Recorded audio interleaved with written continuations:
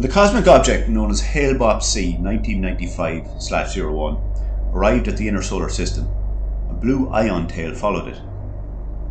Of the 5,744,212,979 people who saw this, only 480,327 understood it to be cover for an extraterrestrial warship. This is because very few people had access to the internet at that time. Chapter 4. Travelling from the party to Jerry McLaughlin's house took Pa, Martina and Kevin roughly 90 minutes. Pa spent this time keeping the van between the ditches and watching for alien spacecraft. Martina spent the time listening to Last Train to Lhasa on a personal stereo. Kevin divided the time between three things. 1. Drinking 2.5 cans of Dutch Gold. 2. Quietly troubleshooting issues with the spacecraft's design. 3. Loudly running Jerry McLaughlin down. Examples of this include: he thinks he's deadly with his manky denim jacket. My half-wiped arse would be cleaner. And so what if he's loads of computers? Anyone could if they had the money. And do you know that Jerry McLaughlin went to see Lethal Weapon 4 and he didn't even like it?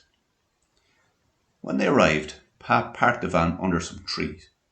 He got out to check the coast was clear. It took him less than a second. There's a light on downstairs. Come on, Jerry must still be up. Martina climbed out of the passenger door of the van. Kev's fallen asleep, Pa. Should I wake him? Nah, let him sleep. He'll need to sober up for the spaceship. We can get the spaceship thing, the microprocessor. Yeah, I suppose we can. That sounds right, yeah. Jerry will know once we tell him what it's for anyway. Jerry McLaughlin was visible from outside the window of the living room, which faced onto the road. His face was lit by the computer screen, and there was a control pad in his hand. Even though there were 2 armchairs in the room, he was sitting in a small wooden chair. Back when Jerry had first moved into the house, he used to tape bin liners over the windows as curtains. But he later realised that he could pack a lot more into his day by just not bothering. Next to him was a table holding up an open tin of Spam, a mound of computer parts, a mug, and an ashtray. Pa knocked on the window. Who is it? Pa and Martina, replied Pa. Who? Pa and Martina. We need to borrow a microprocessor. What? A 16B CPU, shouted Pa, straining to read the tiny bit of card in the light from the window. Oh, right. Jerry's eyes never left the screen. Okay, fine. But give me a few minutes. I'm in the middle of a game. Let yourselves in. The door's open. Pa and Martina walked in the door, through the hall, and into the living room. There were bits of electronic equipment everywhere in the house. Jerry kept his eyes on the screen as they entered. Sorry to be calling so late. Only planet Earth has been attacked by aliens and we need the microprocessor for a spaceship. Yeah, sorry, Jerry, agreed Martina. They've already destroyed most of the world's cities and we need to do something to stop them. Have you been at the acid, lads? Yeah, but we only found out about the alien invasion after we took it. Otherwise we'd probably never have taken it. Oh, I don't know about that, Pa. If you can't go tripping when the world is being invaded by aliens, then when's a good time? No bother, lads. I didn't mean it like that. Trust me. I know well about alien technology and the damage it can do. I was just trying to see what kind of form you're in. Here, take a seat. I'll be done in a minute. I'm just finishing up a covert airborne operation to stop a South American drugs gang. I've only one of them left to find. A virtual helicopter made its way across the computer screen and over a virtual city skyline. Gino had Elvis stashed for 16 years on the top of a skyscraper in LA. Jerry spoke absent-mindedly, and to nobody in particular. He leaned close to the screen in response to the sound of a gunshot from the speaker. Fucking sniper, he muttered. The virtual helicopter arced sideways and launched a virtual Hellfire missile towards the side of one of the virtual buildings. The building collapsed in flames. Right, that's that done. The words "Game Over" appeared on the screen. Jerry turned to face the 2 lads. A spaceship, huh? I didn't think you two would be into that kind of stuff. I always thought G2 were just into partying. What kind of spaceship are we talking about? One with a superluminal hyperdrive? Yeah, Jerry, that's exactly it. Kev wants to build one to attack the aliens, but he needs a microchip, which is why we called up. I hope you don't mind. We brought cans.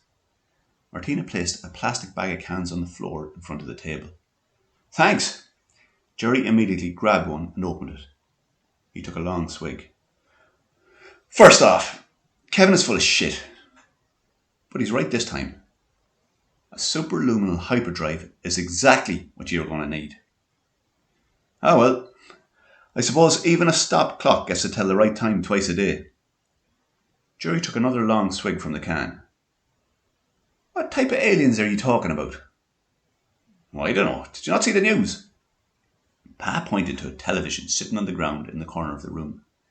It'll probably be on Airtel if you turn on the telly. That thing doesn't work. And I wouldn't watch it if it did.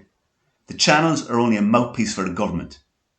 Lads, if ye want the truth, you need to go elsewhere.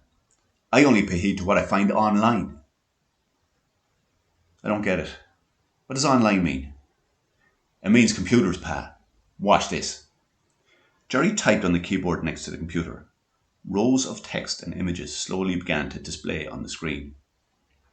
He turned and grinned proudly at Pa Martina, who just shrugged.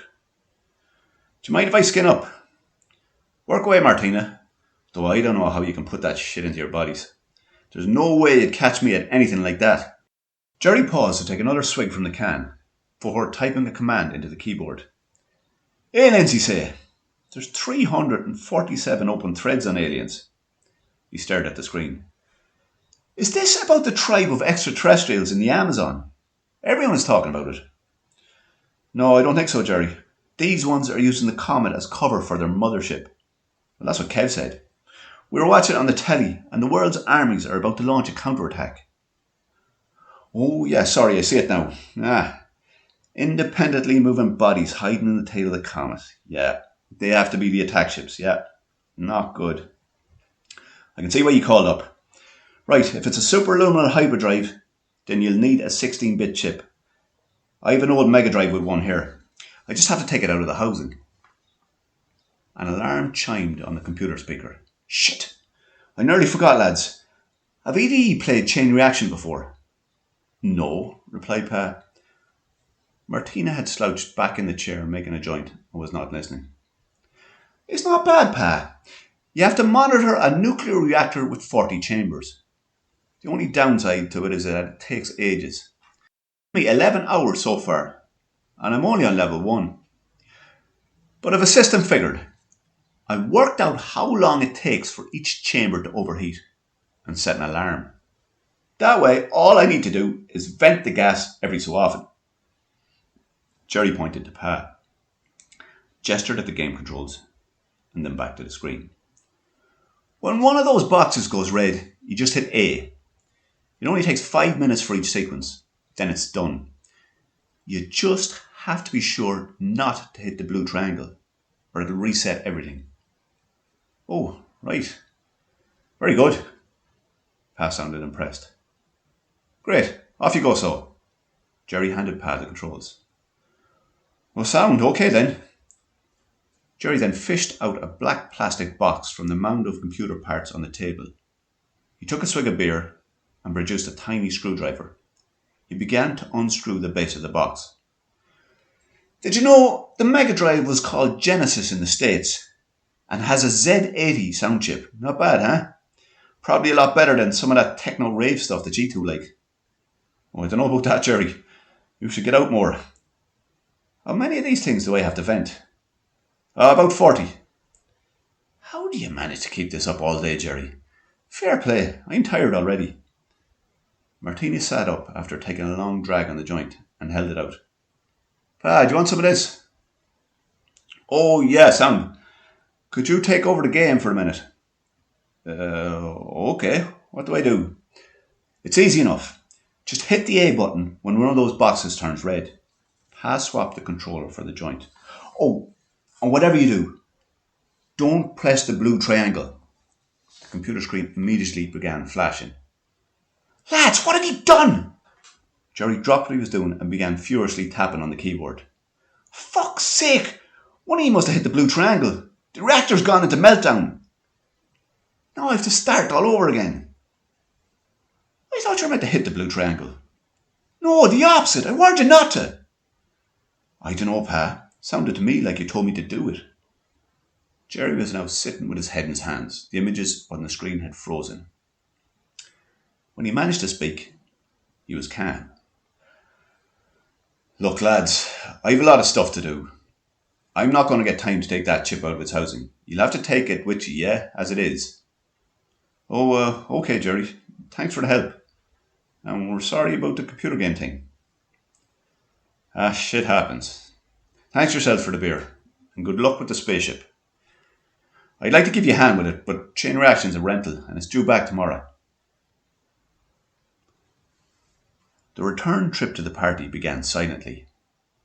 Apart from the noise of the engine, the inside of the van was quiet, and so were the roads. Jesus, Pa, I'm falling asleep here. Me too, Martina. That's not good. We've a lot to do yet. We shouldn't have had that last joint. Yeah, probably. Here, what about the rest of the acid? Kevin has it. We could take that. It'd keep us up. Great idea, if he still has it. We'll go up there and see. Martina had to shake Kevin violently to get him to stir. Where are we? On the way back from Jerry McLaughlin's house. You've been asleep for ages. Oh, all right. Did we get the microchip? Yes, I have it here. Martina held up the Mega Drive. What? Don't tell me it's still in the housing. You'd think Jerry would have taken it out for you. He's an ignorant bollocks, that fella. Do you still have those get fixes, Kev? We're falling asleep here. Yeah. Kevin began fumbling in his pocket. I only took the original amount minus 6, so that means x minus 6. And the minus 6 includes the 3 I gave you. So 6 minus 3. There's one each left. Perfect. I think I've even got a bit of an old joint in me shoe too. Just the acid, Kevin. We need to keep our wits about us if we're going to build a spaceship.